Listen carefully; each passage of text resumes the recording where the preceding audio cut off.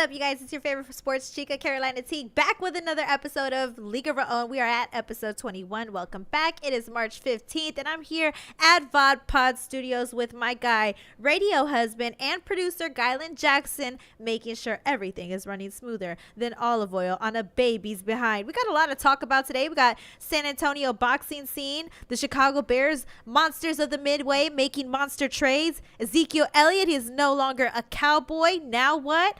Tweets on Michael Irvin that I absolutely hate. I saw some tweets where I was like, oh my God, I can't believe this really came out of these people's mouths. Plant Benavidez and this or that. Gylan, I'm happy you're back. I'm happy to see you again. Happy to see your face. Whatever. I am. He's a little bit crabby today. He doesn't want to show his face, but I'll show my face. Stop making it worse than it is. It's just an angsty feel. It's not anxiety. I'm just angsty. No telling what I may say today. Yeah, he might say whatever he feels like, honestly. I always say whatever I feel. Yeah, but like somebody's mama. I'm more afraid today, honestly. You should be. Okay, well, first of all, I want to talk about my weekend. And we can talk about your weekend too, Gylan, because I don't know why you're angsty, so we got to figure that out.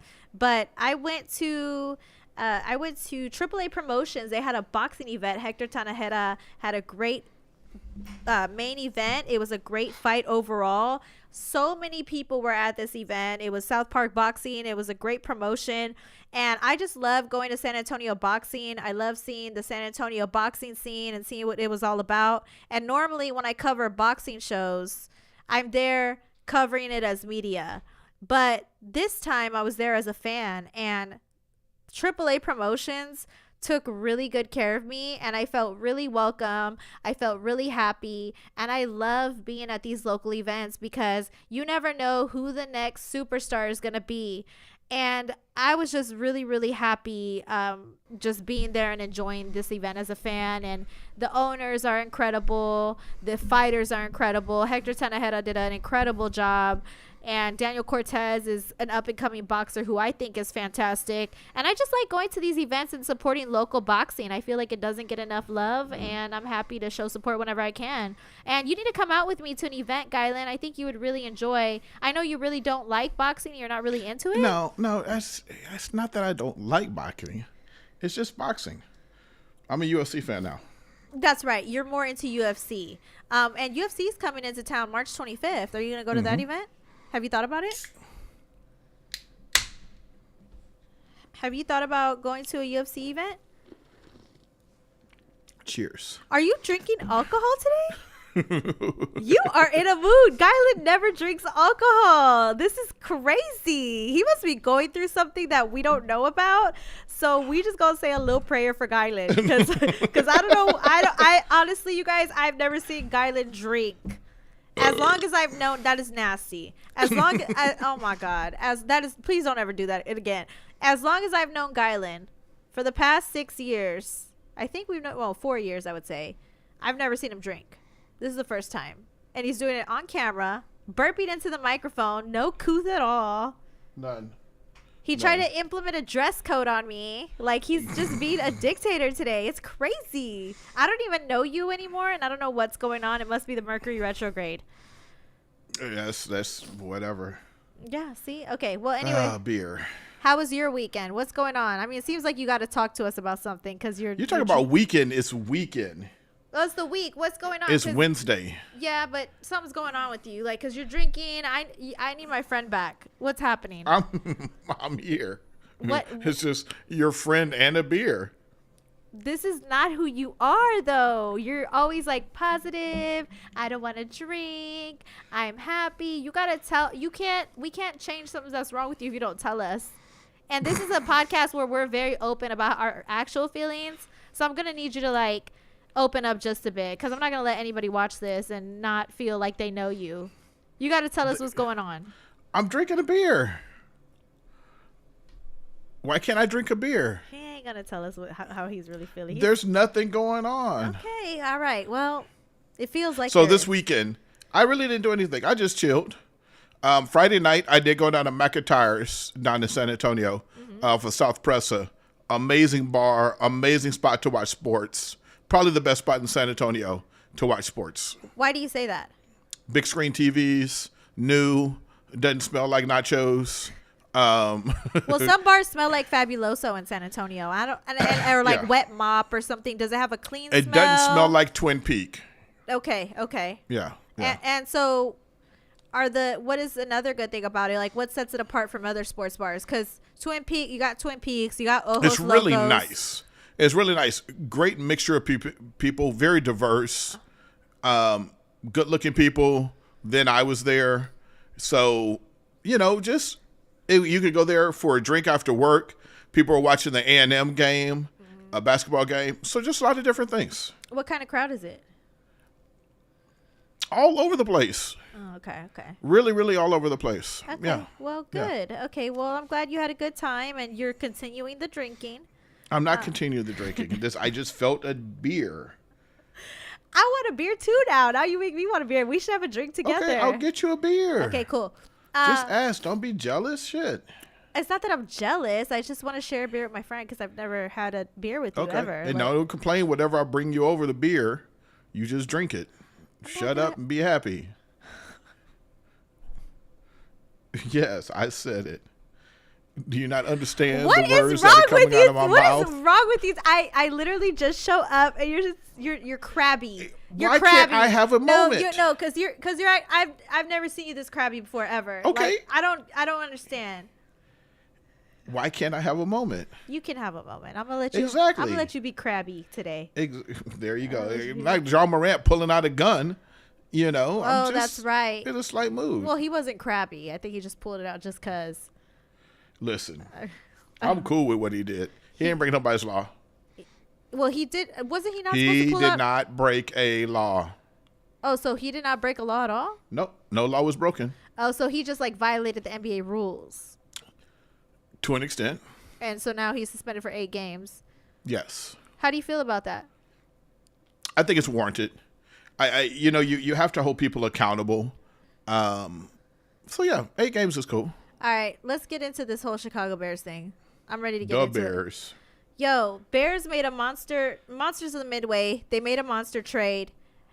I'm actually really excited about this. They switched their number 1 pick with the Carolina Panthers. Totally not expecting that. Ryan Poles as the new GM. He's done an amazing job. Usually when it comes to Chicago Bears and their general managers, like for example Ryan Pace, or you have their GMs in the past, they've made trades and they've made moves that we kind of just sigh about and we really don't get really excited for. But with the exception of the Khalil Mack trade, this one right here, this was a huge splash. We knew that the Bears were going to do something with their number 1 pick because they had a lot of cap space, over $100 million, and they needed to make more moves to add more capital on their team to have a better offensive line, and they need to work on the defensive line as well. Them trading for the Panthers was something that I wasn't expecting. I was for sure thinking they were going to trade with the Colts so they could have the Colts could have the edge up over the Texans. Both of the Colts and the Texans are in the same division. Both have a positional need for a quarterback. So I thought the Bears were going to trade for the number 4 pick with the Colts with some other draft picks and go from there. I was totally wrong. Did not think Ryan Poles had this in him to make this monster of the trade. Now the Bears move down to the number 9 pick, and the Bears now have a 2nd-round pick this year at number 61. They have the 2024 first-round pick and a 2nd-round pick in 2025. Plus, they have one of the best wide receivers in the NFL, DJ Moore. And that was an amazing pick. And, of course, the free agency, it expired today at 4 o'clock, and all teams need to have $224 million in cap space available by the time the trade deadline was today. And they got Tremaine Edmonds on a 4-year contract from the Buffalo Bills. They got TJ Edwards from the Philadelphia Eagles, a linebacker, another linebacker like Tremaine Edmonds. Then they got Nate Davis on the offensive line from the Tennessee Titans, DeMarcus Walker from the Tennessee Titans, and Travis Homer from the Seattle Seahawks as a running back. These are all needs that the Chicago Bears needed. And what this really tells me is that Ryan Poles and the Chicago Bears are going all in on Justin Fields. It's really exciting to see that they finally have a quarterback that they truly believe in. And as you guys know, the Bears have always needed a quarterback that they truly believe in, and Justin Fields is that guy. He's also a black quarterback, which was the elephant in the room for the Chicago Bears for many years. And I really like the moves that Ryan Poles is making. And for me, as a Bears fan, for these moves show that they're all in, and I think the Monsters of the Midway actually have a team. And with Aaron Rodgers going to the Jets and the Vikings kind of being in the middle ground, this kind of puts us in the position as Bears fans and people who follow the Bears. They could possibly take the NFC North based off what is going on and these major moves that they're making. So I'm really excited to see how this all develops and unfolds. And I want to see if they pick up anybody else and who they pick up in the draft. I hope they pick up somebody on the defensive line. But I'm excited for them. I'm really happy for them. And finally, the Bears are making moves that we can be excited about as Bears fans. So it's exciting. So do you really think that they believe in the quarterback? Absolutely. So was that just rumor and conjecture when they were talking about, trading him and the first round pick, or trading him and bringing in another quarterback? True Bears fans knew that they believed in Justin Fields. Like I said before, the elephant in the room that they're probably not going to mention publicly is that the Bears organization was always heavily criticized because they never had a black quarterback in this type of position, and they dropped the ball with Patrick Mahomes, and they dropped the ball with Deshaun Watson as well. So yeah, but did we know Patrick Mahomes was going to be that great? Okay, we're already talking about him as an all-time great quarterback. Patrick Mahomes' dad went on Chicago radio I think it was like a month or two ago, and he had said that they met with the Chicago Bears organization, and the Chicago Bears organization told him that they were all in for Patrick Mahomes, that they really loved his talent, XYZ, whatever. They ended up going with Mitchell Trubisky. So Patrick Mahomes, it was the biggest botch in history.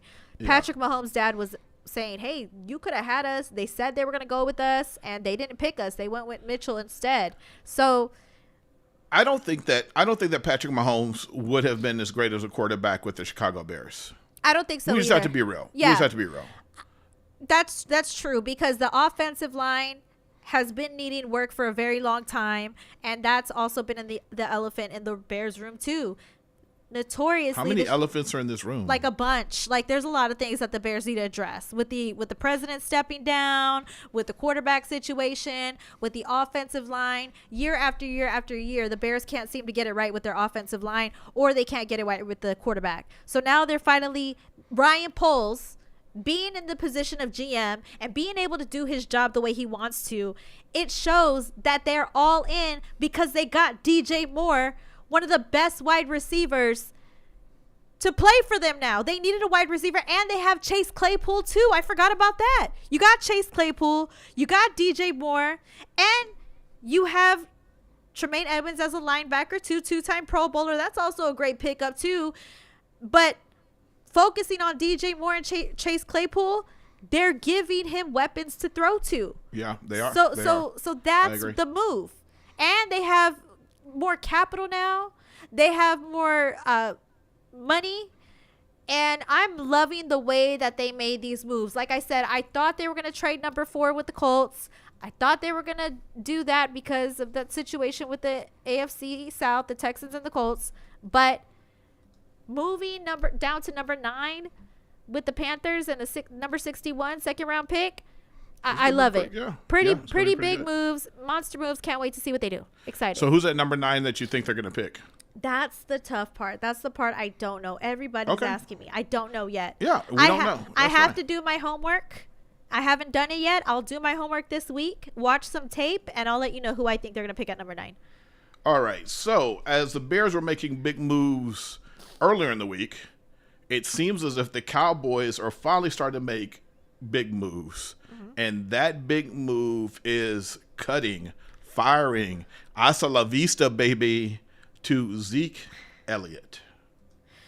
Yeah, this was another elephant in the room. I guess that's the theme for the day. This was something, I mean. You need a new term. Yeah, I do need we need to come up with a new term. This was the mouse in the cupboard. Yeah, something like that. Look. Hey, how do you eat an elephant? How do you eat an elephant? Yeah. I don't know, with a fork? One bite at a time. I don't get it. That's a success thing. Oh. Like when you have something really big in front of you, how do you conquer that thing really big? It's one piece at a time. Oh, I like that. Yeah, Okay. so you eat the elephant one bite at a time. Okay, well, With the beer. do you gain weight I don't know. if you eat the elephant? Okay. Who knows? Who knows? Yeah. Okay, check this out. Everybody knew that the Cowboys were going to have to do something with Zeke. Everybody kept saying, what's going to happen with Zeke? He had a big contract. He had a $90 million contract. So they knew he was going to have to take a pay cut, which a lot of people thought would happen, or they were going to release him. And now we have the answer. They released Ezekiel Elliott, and it's going to lessen the blow of Ezekiel Elliott's $16 million cap space. They're going to spread it out over the next 2 years. He'll get $6 million in dead money. And then they also have $10 million more in cap relief in 2023. So that gives the Dallas Cowboys a lot more money in the 2023 draft class to play with. They're going to have flexibility to roll over with future contracts. But we knew this was going to happen because Tony Pollard had an emergence this year. But let's not make a mistake. Ezekiel Elliott still had 230 carries this past season. And Tony Pollard had less, I think 183, something around that amount, way less than what Ezekiel Elliott did. And the other running back on the roster, Malik Davis, only had 38 carries. So Tony Pollard came off a leg injury and he had less carries. And what this tells me is that the Dallas Cowboys, they have a lot of positional needs that they need to fill, but they may pick up a running back in the draft. And one of the running backs that people have told me that they might get is Bijan Robinson. So we'll see what happens with that. And it makes me sad that Zeke is gone, honestly. Like, I know people talk crap about Zeke. You're always sad about these players. Because, like, I kind of feel like it's unfair because Mike McCarthy said he was going to run the ball more this season. He always says he's going to run the ball more. That's his main thing. But Ezekiel Elliott, I like the way that they were playing him before Mike McCarthy came along. The first 3 to 4 years of him being with the Cowboys, he was always carrying the ball. He earned his huge contract. And then you see him kind of shy away once Mike McCarthy comes into the picture with his play calling. Or once you get the contract. Or once you get the contract. It could be that too. But I mean, he's been in the league 9 years. Running backs are not like they used to be. I mean, you could look at Derrick Henry, and he's the exception. But Zeke is a mid-tier, maybe above tier, little above average running back. I mean, he did lead the league 2 years. I give him that. Yeah. But number 3 all-time in Dallas. He didn't lead him to a Super Bowl. Didn't lead him to a playoff run. He's, average. Yeah. Well, at the time he signed the contract, he was number 3 in the league. But the way the NFL works is, what are you doing for me right now? So Exactly. I understand why they cut him. And, you know, the topic that everybody would talk about 3-4 years ago was that don't pay running backs huge contracts because then they have a decline. But now you're seeing that the NFL teams are starting to realize that running backs do not have long-term longevity when it comes to playing on the team. So they're not really getting as much money as they used to, and the market's starting to decline when it comes to running backs. So Yep, and they're trying to do it with the quarterbacks too. but that's not okay. Yeah. That's not okay. It is what it is. Yeah, it is what it is. Yeah. So, Speaking of adios, Cowboys. hasta la vista. Well, before we go to Irvin, Yeah. we got to get your 1 minute take on the Benavidez plant. Oh, crap. Okay. Yeah. So I got the slide. I didn't put it on the thing. It's okay. Okay. All right, let's do it. Are you going to have the timer on? Yeah, I'm gonna have time. Yo, so did you send that over to Showtime, by the way? I don't want to talk about it publicly. Oh. So, yeah, no, it's going to be a great Showtime fight. Plant Benavidez, I'm really excited about it. So, Okay. Yeah. So here, when you see your face and the timer, let's go. Okay, Plant Benavidez. This is probably going to be the fight of the year for boxing fans. I am so excited about this one. I don't think you guys understand how much Benavidez and Plant really hate each other. And the reason why Plant super hates Benavidez is because his father in camp talked about Plant's deceased child and said that Plant is using his deceased child as a way to get clout and attention for his brand. That is one of the most disrespectful things you can say to anybody, period, in life. But in boxing camp, in the boxing world, you don't do that. Boxers usually talk trash to each other, but the camps really don't disrespect each other like that. This is going to be a tough one. They truly hate each other. Plant worked on his speed. Plant worked on his power. Plant worked on his stamina. And Benavidez has power potential, and he's truly a knockout type of superstar. And this is going to be a great fight, but I'm rooting for Plant. All right. Good take. I would disagree that boxers don't talk shit about each other. Boxing camps, not the boxers. Okay, so you're saying the boxers, so everything's in love fair. Correct. When the boxers are saying it, but when the camps start coming in is where you have a problem. Well, Plant made that very clear in the press conference. He was like, that's not normal that your dad is talking about my dead child. Like, where do they do? And he said after the fight, no matter what happens, whether I win or lose, I'm not shaking their hands. I don't like them. They talked about my child that died. So don't play with my kids. Don't play with my family. About his dead child. His dead child. So technically, it's not his child. No, it's his child. He says it's my child. My child. But the child's not there anymore. But that doesn't mean you never had that child. Like, it's still. But it's not his child. Yes, it is. Not anymore. Child's not there. But that doesn't mean that the child. Okay, if you were to die tomorrow, you think your mom's gonna say that you're not her child anymore? No, you were always her child. The dead son. See, I don't want to go into this because this is exactly what Plant is talking about. It's like if you have a car and you don't have that car anymore, you don't say my car. Maria says family is off limits, Guyland. It's off limits. You don't talk about people's children. No, I know. First of all, I'm being silly. You're being facetious? Facetious. You learned a big word. Finally. Okay. Let's jump into it, man. All right. Michael Irvin. Yeah. Okay. What really happened? And I want you to break this down for me, Guyland, because I like your breakdown of this. All right. Better than mine. First of all, we don't know what happened. We have absolutely no idea what happened.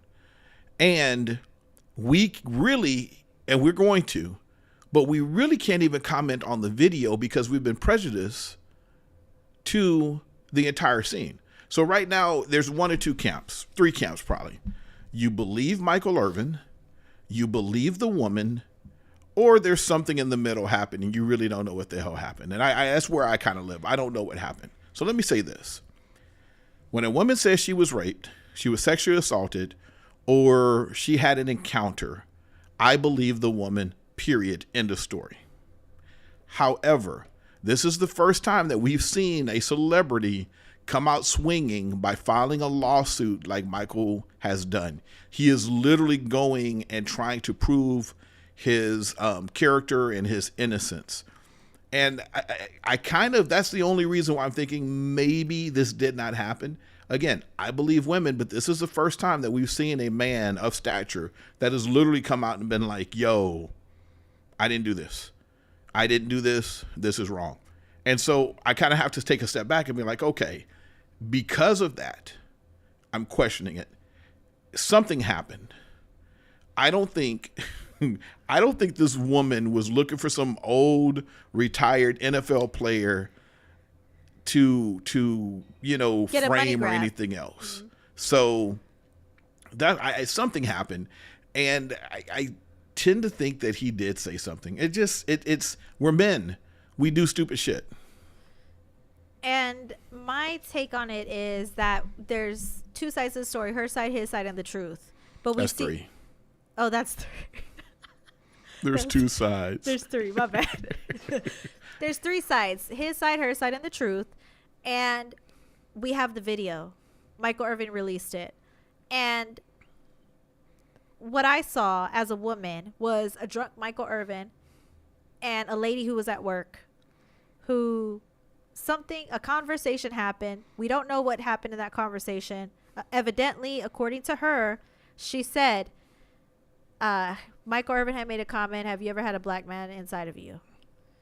And that is what alerted her to speak to her management and get him, removed from basically the Super Bowl, covering the Super Bowl with the But NFL I don't think it Network was and her ESPN. goal to have her removed from the Super Bowl. I don't think it was her goal either. I'm just saying that's what ended up happening because she told Right. her management team at the Marriott, and then whatever happened and unfolded. Michael Irvin got removed from ESPN, NFL Network being able to cover it. We don't know what was said, but based off of the video, as a woman, when I look at it, he was drunk. He approached her. Okay, hold up. Time out. This is what I'm talking about. I'm not saying you're wrong. Mm-hmm. However, the view of what happened has been told to us. No, I saw it. I saw he approached her in the video. How do you know he was drunk? Because he said he was drunk. Okay, that's what I'm saying. We can't look at the video and really determine what was going on because we already have a narrative planted in our head of what's going on. My thing is this. She backed away 3 times and she looked visibly uncomfortable in the video.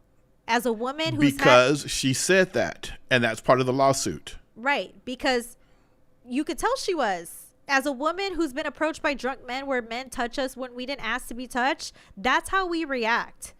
But you didn't know he was drunk. He said he was drunk. Right. So I'm saying is when I'm looking at the video, I'm already knowing he's drunk. Because He said these so. things have been told to us. Correct. Because if you just watch the video, it looks pretty innocuous. It doesn't seem like there's really anything major going on in the video. It looks like they're having a conversation and he touches her a few times and she I backs thought he away. grabbed. I thought he shook her hand 2 times. He touched her by the elbow. Okay. And then he shook her hand 2 times, but she backed Okay. away both times with her hands tied behind her back. Okay. Again, something happened. Right. I tend to believe a woman. My challenge is we're watching a video and we've already been told a narrative of what's happened. And there's no audio. Right. Okay. And if we didn't have that narrative, then So the live video ended.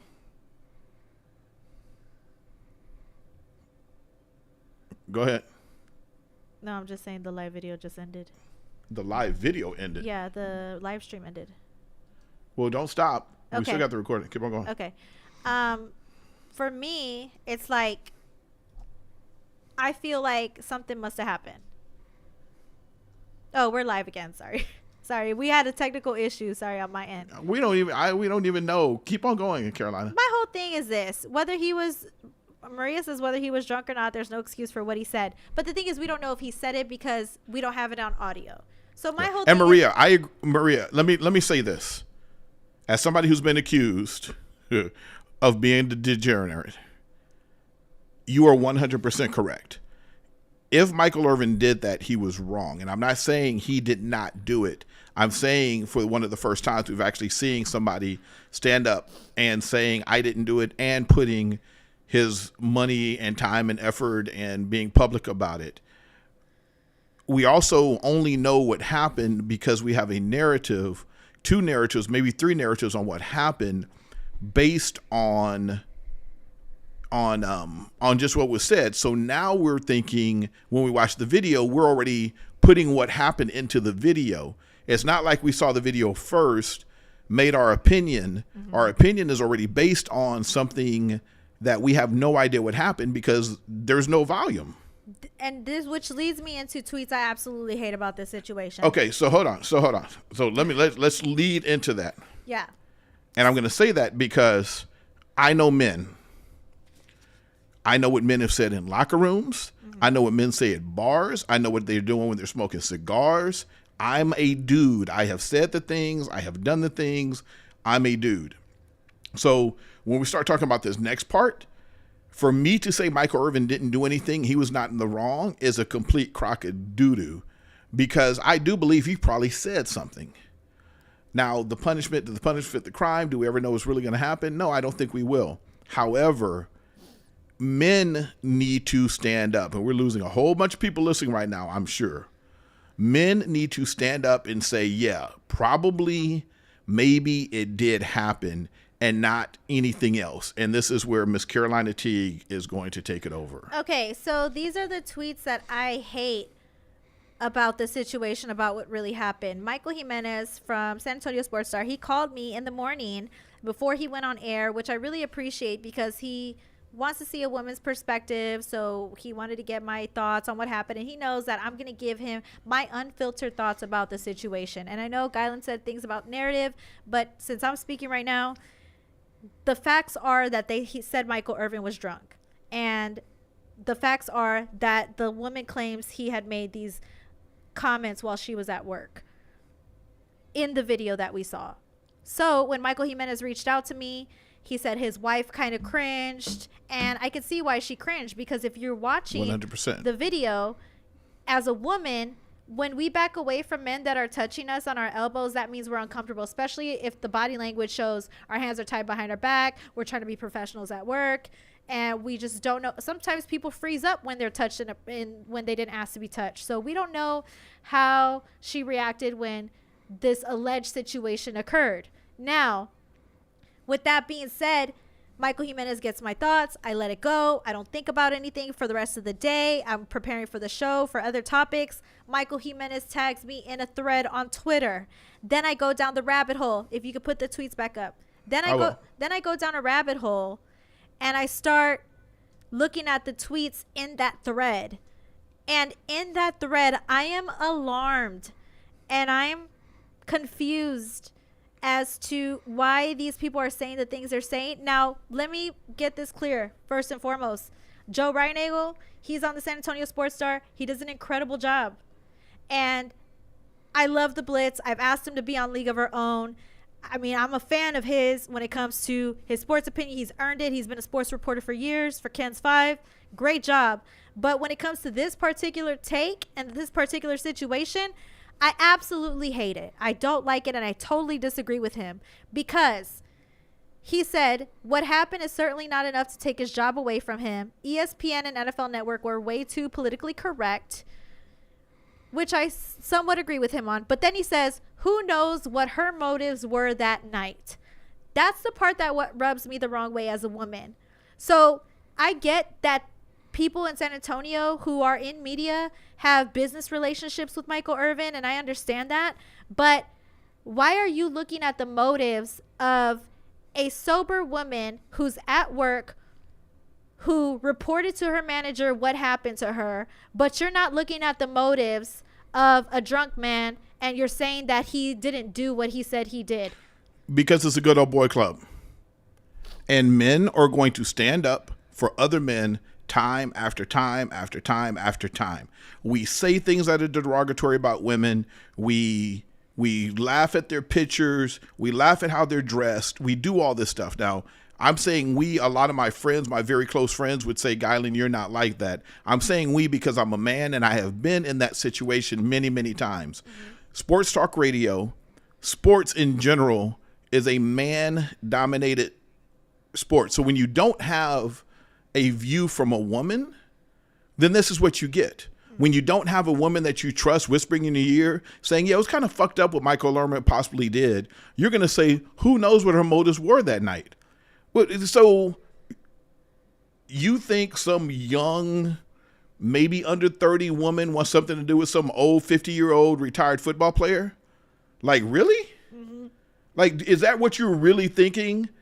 And so her piece was to somehow take Michael Irvin down? Yeah. Come on. And I feel like if she had a true motive, she would have skipped all of this and went straight for the lawsuit route. He filed a lawsuit on Marriott, not the other way around. If she had a motive, she would have been asking for money. She just went to her management team, and then everything unraveled. And you could tell in that video, she spoke to somebody immediately afterwards. We don't know what was said, but we do know she went to go speak to somebody right afterwards. Right. Not to mention, she was sober. So you're questioning the motives of a sober woman at work who is not seeking monetary value from what happened. And you're basically kind of making excuses for somebody who was drunk that night, who admits he was drunk, but he says But he see, didn't say it's what he okay said. to be drunk though, Carolina. It is okay to be drunk. No. It What is. I'm saying, it's okay to be drunk and be a man and touch a woman and possibly say something. It's okay, because in the world that we live in, those things are okay. But listen, it's not too PC. Fuck that bullshit. And I'm going to say fuck that bullshit because we could talk about Ben Roethlisberger. We could talk about Ray Rice. We can talk about, what's his name? The sports commentator. Marv Albert. Marv Albert sodomized a woman and still has a job. So we're going to sit here and talk about how 2PC? No, we don't care as fans and we don't care as men because we're not protecting women. Bottom line in the story. Period. And let me just add on to this. Then you see Michael Jimenez, the person who contacted me, who wanted a woman's opinion because I can't be on air. He contacted me. I mean, facts. Because, I mean, obviously, like, whatever. Another story for another day. He says, and normally people disagree with Mike Jimenez on his takes, and normally I do too. But in this situation, Mike Jimenez, right. He's spot on. Yeah, he says her motive, what? Being an employee at the hotel? I mean, that's literally what she was that night. She was an employee. Then Joe responds with, she walked up to him. The video seems to suggest she waited for him. If you look at the video in slow motion, he walked up to her. He walked up to her. But again, there's no volume. Maybe he said something. Hey, come, and she's waiting. Who knows? Who knows? But at the end of the day, you're questioning her motives rather than the motives of somebody who was inebriated and could possibly or not possibly remember what they were saying that day. Rather than somebody who was sober, alert, at work, clocked in. Who went and to then management. Jeff Garcia. Oh, yeah. Somebody else who we. Oh, so Jeff Garcia, who's a Spurs writer. We respect Jeff Garcia. Good guy. We respect Jeff Garcia. Okay. Jeff Garcia loves me. Okay. And I love Jeff Garcia. And I say I love him because he be looking at my Instagram stories. So we friends. I know he loves me. Okay. I love you too, Jeff. I love you too. You're a great writer. And I don't know you personally. Okay. But let me just say this. He says, even in the video, I see nothing outrageous. Her acting offended. Let's stop right there. How are offended women supposed to act? They're supposed to throw their arms up in the air. They're supposed to dance around in circles, fall on the ground, and kick their legs. Yeah, exactly. And then sign language, and then sign to the camera, I am offended, so everybody can read their sign language or get a picture if you don't know sign language. And write it, and so you can hold it up to the camera. Right, exactly. Put a note, write a note up, say I'm offended, y'all, and put it up to the camera. Like, how are we supposed to know that a woman is offended? Now, like I said, when people get touched inappropriately or get spoken to inappropriately, everybody reacts differently. Do you think she could push Michael Irvin? No, because she's clocked in. Do you think she could just back away and be like, leave me alone? No, because she's trying to be professional about it, and possibly because she's at work, she wants to handle it as best as she possibly could. That's why she went to management right away as soon as she was done talking to him. How is somebody who's offended, especially a woman, and these are men who've never been a woman, who's never been touched by a man inappropriately when they're drunk, like I have been multiple times, and probably no, they have been. They've been touched by a man inappropriately, but they all enjoyed it because they were all drunk, right? Men play grab ass. Men will, hit you, pretend to hit you in your ding ding, as a joke and shit like that. They play that circle game where they hold their finger up and they look at it, you can't break it. It's again, it is men that are not empathetic and they're not sympathetic. Right. And if they're Cowboy fans, it's 10 times worse. You know what? I'm not going to judge Cowboy fans because some Cowboy fans are actually in here right now. And it doesn't matter. Nobody's judging Cowboy fans, but we've also said many things about Cowboy fans. Right now, this is about these two people. Right. My thing is this. I got a lot of respect for Joe Ryan-Eagle. He does a great job. We don't have to keep on saying that. We we respect these two people. I know, but they missed the mark on this. And all I'm trying to say is and you know who got it right, though? You want to know who got it right when it comes to a woman's perspective on sports radio? It was Michael Jimenez. But what needs to happen is this is why women's perspectives on these situations on radio in public is important, because these two men who have big voices in this city sound tone deaf and they got it wrong. No, Yeah, and it's more than a woman's perspective, Carolina. It is having the debate, having the discussion, and being able to be pushed back by women. Yes, because it's more than a perspective. Correct. You're right. Because it's been clear in sports world, you could be a journalist as a woman, but when you have an opinion and you push back, that's when it's an issue. But that's another topic for another day. But like I said, these Carolina, have you been touched? We don't go into the other piece that don't say about that. Yeah. But have you been touched inappropriate by a man and put your hands behind your back or jerked your arm back? Absolutely. That's okay. Like her have reaction. Have you been approached by a man, drunk or sober, and taken steps back? Yes. All right. How did that feel? Uncomfortable. Okay. Do you feel a man could ever understand what that feels like? Men can be sexually assaulted and touched inappropriately. I'm not saying can they be sexually assaulted. Okay. Do you feel that men can feel the way that women do on a consistent basis? Not on a consistent basis, because they've clearly never been in this scenario tons of times like I have, and probably how Jimenez's wife has, which makes us cringe. Because as soon as I saw the video and I saw her backing up, I instantly knew like she was uncomfortable, because that's what we do as women when we're uncomfortable. And some of the things that would be said, though, and I'm just going to get real. Michael Jimenez has entered the chat. Huh? Michael Jimenez entered the chat. Oh, he did? Yeah. What? Yeah. Too bad he can't rewind to see what we're saying right now. Yeah, but no, Michael, if anybody had the take right today, it was Michael Jimenez, because he valued the woman's perspective in this situation. And that's all we're asking. Something happened. I think Michael Irvin probably did something, said something, right? Oh, he heard. He said he heard everything. Let me. Huh? He said he heard everything. I'm going to be really, really honest. And this is something that I've just got to be real. If I touch somebody on the elbow, I don't think that is assault. I don't think that is sexual assault. She didn't claim she was sexually assaulted. She just said she felt uncomfortable. Okay. That's all she said. She didn't say he sexually assaulted her. Right. None of that shit. She just said she felt uncomfortable with what was told to her and uncomfortable with what happened. That's all she said. Okay. And she's getting crucified like she has a motive to take him down. I know, right? What motive do you have? Yeah, what motive do you have? Like he's old, retired. He ain't even that cute. Shit, if she had an actual motive, she would have beelined straight to Tony Busby in Houston and filed a damn lawsuit. That's real talk. If she had a true motive, that's what she would have did.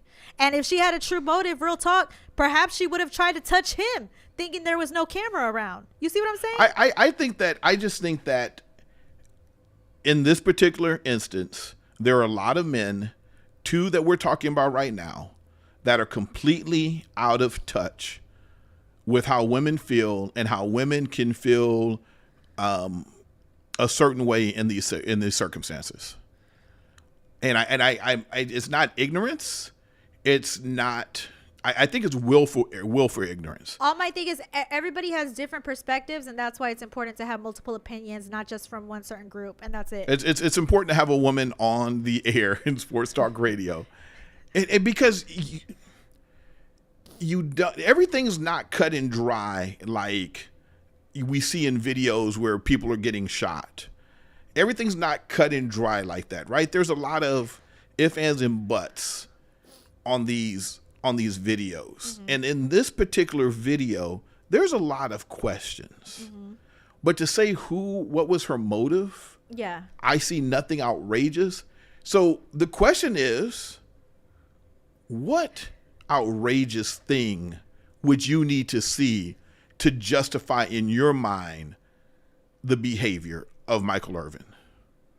Like, how outrageous does it need to be for him to lose his job?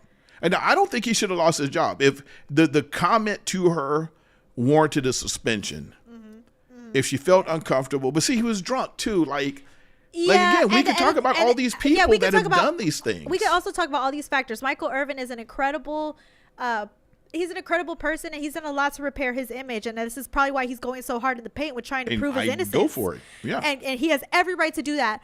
All I'm saying is that he has every right to do that, but to question the motive of a woman who was sober rather than question, well, maybe why was Michael Irvin drunk walking in? And what if he did tell that woman that and he just can't remember? Because that happens when you're drunk. You kind of forget stuff sometimes. And he said he forgot. He basically said, it didn't seem like that long. My whole thing is that we don't see no evidence of her acting offended. And then there's another tweet that we didn't put up. Jeff Garcia also said, I need to see video with audio in order for me to. In what world do y'all see men making inappropriate comments to women with a camera around, with the video involved? As a woman who's experienced men saying inappropriate things to me all the time, there's hardly ever audio or camera but around. Carolina, it's just our wording your is fault. Theirs. But it's my fault because of how I'm dressed. Because exactly. You see what I'm saying? Like, we can't win. Yeah. Women can't win in these situations. But I also feel for Michael Irvin, too. There's a reason why he's going so hard in the paint.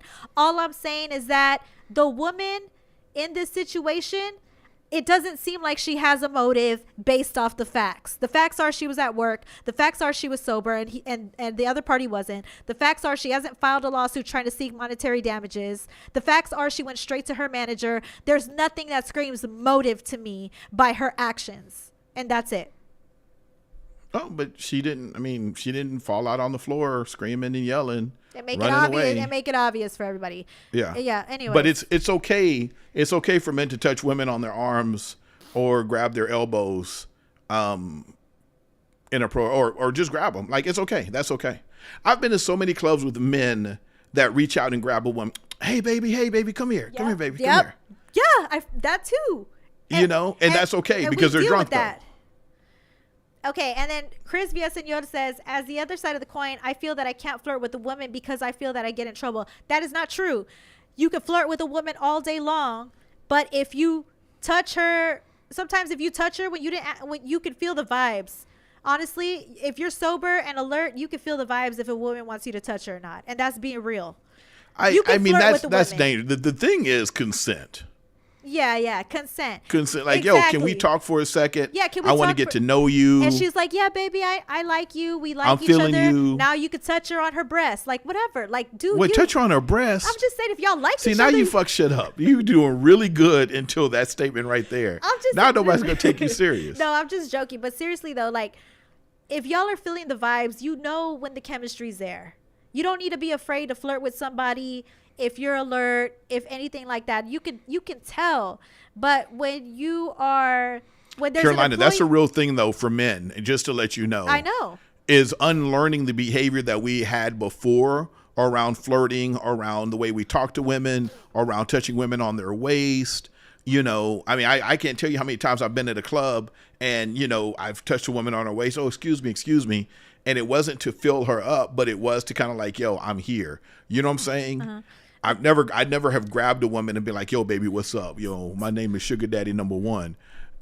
However, it is a thing about flirting and men being told we need to go forward. We need to be aggressive. She's telling you no because, she wants you to try harder. So this is why I like having multiple perspectives from men and women because, there's women in the chat saying, they're on the women's side and like they get it as women. And then there's men who, like Chris, he said, I would never put my hand on a woman at all, but my flirting could be construed as I'm a jerk or a creepy old man.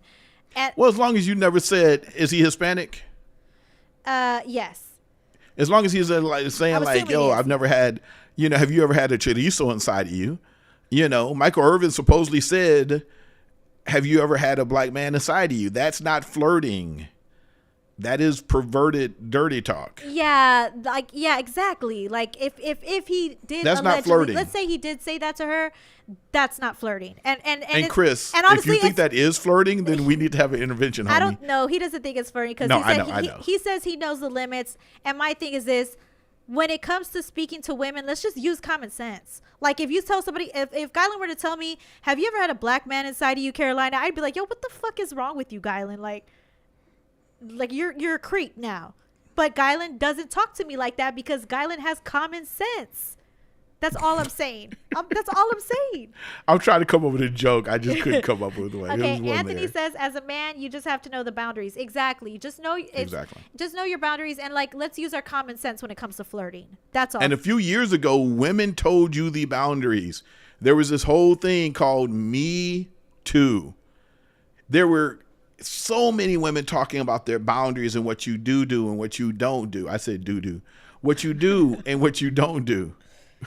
Okay, we've been taking too damn long. The thing is that you have to, but if you don't listen to them, Michael Irvin obviously did not listen to him. And I'm not going to give him a pass. He was drunk.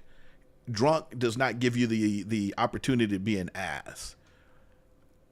I'm glad he's fighting it. I'm pretty sure he said something or did something, but I am glad he is fighting it. I don't know, but all I'm saying is that when you automatically point the finger at the woman, that's the red flag for me. When you automatically have to have concrete evidence to believe a woman, that's why women that's why women are violated so much and they're afraid to speak out, because you have to like really show that you're offended on camera for people to, and like I said, as women, we automatically knew she felt uncomfortable. I personally think they're abs I said, or just be like Drake. Oh Lord. Well, what does Drake do? Because he makes women music and stuff.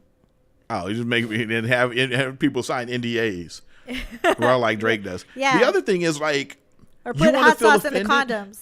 You men, if men want to feel what it's like to be a woman, go to a gay club. First of all, be fairly attractive, and then go to a gay club and start kind of hitting on gay dudes, or find the drunkest gay dude in there, because he will treat you like we treat women. And I want you to know how does that feel, homie? How does that feel? So not all gay women push their boundaries. Gay men. Gay men or gay women. Not all of them are not at like all. that. That's all I'm going to say. But you'll find one or two in a club somewhere that will be the Michael Irvins.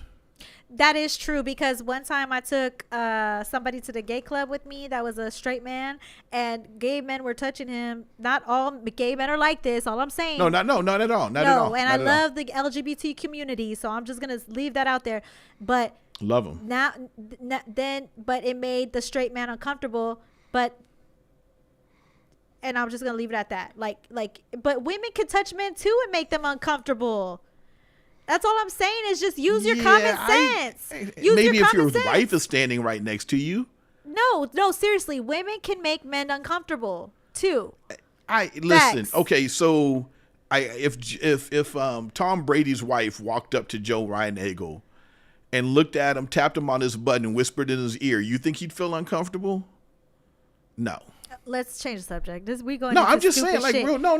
That's real talk. But this is stupid. Because what happens is we get into this thing about men and women, and men can. Yes, of course we can. But a majority of people who get assaulted, raped, and abused are women, not men.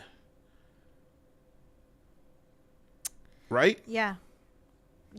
Anyways, these are tweets that I hated because, like I said, Michael Jimenez, you should have never tagged me in this thread.